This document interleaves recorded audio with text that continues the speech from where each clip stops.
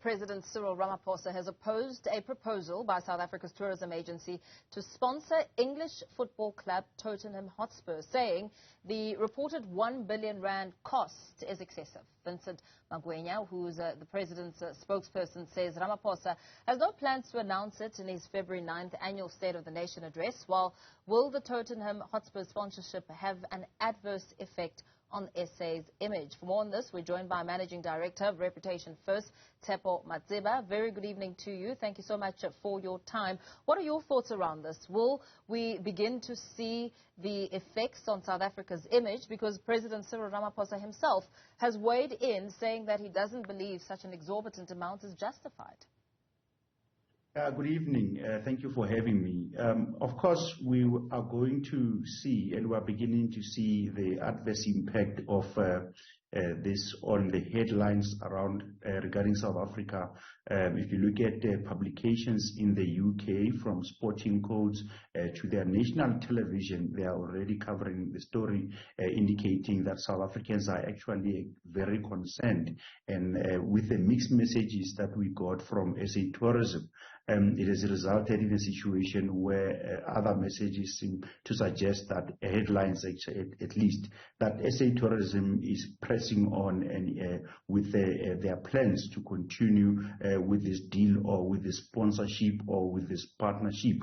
Of course, in the absence of the actual reading of the contracts, we actually don't have any details except for what was shared during the press conference yesterday. Yeah, and when acting SA Tourism CEO Themba Khumalo addressed the media about this controversial sponsorship proposal, he was adamant that no agencies were involved as middlemen in the deal.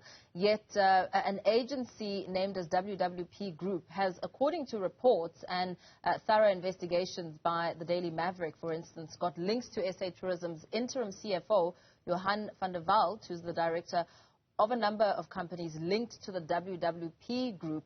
What message, with the details still very sketchy, but what message do you think this sends to the world about perhaps the tiers of corruption in South Africa? Yeah, the recent corruption index rates South Africa around number 70 out of 140 or so countries. I don't have the exact number with me now, but there is still an indication that South Africa around the world is perceived as a corrupt country. It may not be that the country is perceived as the most corrupt or the least corrupt, but it is somewhere around the middle of that index. And this type of message around such a big brand and South Africa as well, big soccer brand, but South Africa, remember, is not a small brand internationally, especially as a tourism and investment destination. And so it begins to send those signals and remind people, travelers and investors, and that this is a country that was actually embroiled in state capture in recent times. And from time to time, South Africa rocks up with this type of shady or strange opportunities for brand positioning or culture. If you remember what has transpired with the flag that was going up for a couple of millions, and the president actually said to the Minister of Sports that maybe have this one, you should leave it in a humorous fashion. But this is far more serious. This is R1 billion. We hear assessments by some who say, forget everything else. Actually, this is a great deal based on the scientific analysis from a marketing point of view. Now, that may well be true, but that depends on if all other factors economically remain the same. And we know that in South Africa's economy and socio-economic environment, the factors are not the same. The timing is wrong, the environment is sensitive at the moment, and we are facing two crucial crises, one around crime, which impacts safety of tourists, and the second one being the energy crisis, which impacts everyone from investor to a tourist to ordinary people. Domestic sentiment is at a very low when it comes to investor, when it comes to the energy sector. And so you can't say that let's ignore all those factors and focus on the fact that this is a great deal, as some call it, or this is in marketing terms, it has a potential return on investment. Someone said 88 billion or so or more. That may well be scientifically the case, but marketers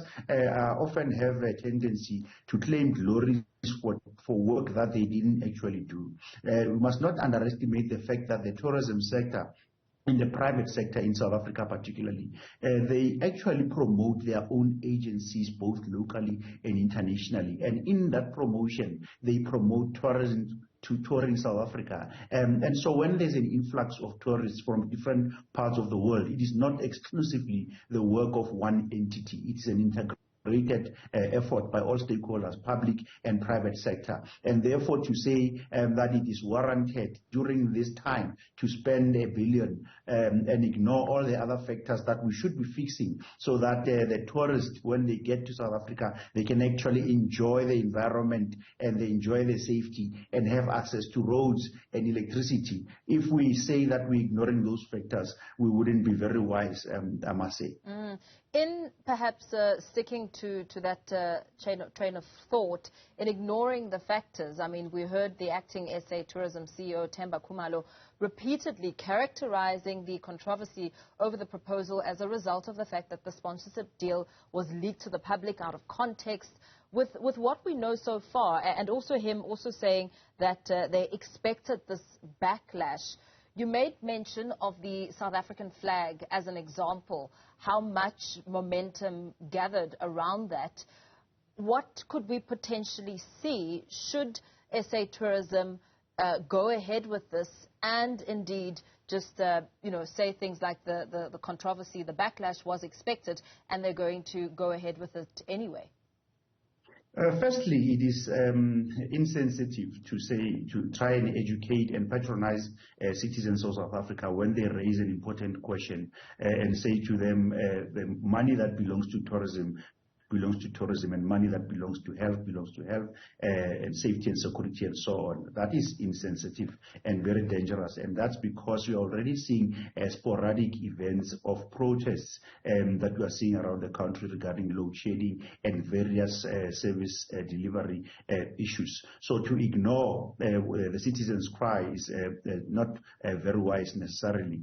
And additionally, the potential, we've seen what has happened in July 2021 with the level of violence that took place and the looting and the impact on the infrastructure of the country. You will notice that given the intensity of pain and suffering that South Africans are going through due to factors such as our energy crisis, it would be very dangerous for anyone in the sector of promoting the image of the country to actually go out and say you don't understand the optics of marketing, you don't understand the optics of return on investment. In fact, those of us who are in the game will tell you that this is a great deal and therefore we're continuing either way. The impact, the potential impact is immense. I mean, students in our country, we know they are currently seeking funding for education. And so just simply continuing with this blindly, and that's why it's very dangerous. That's why the president's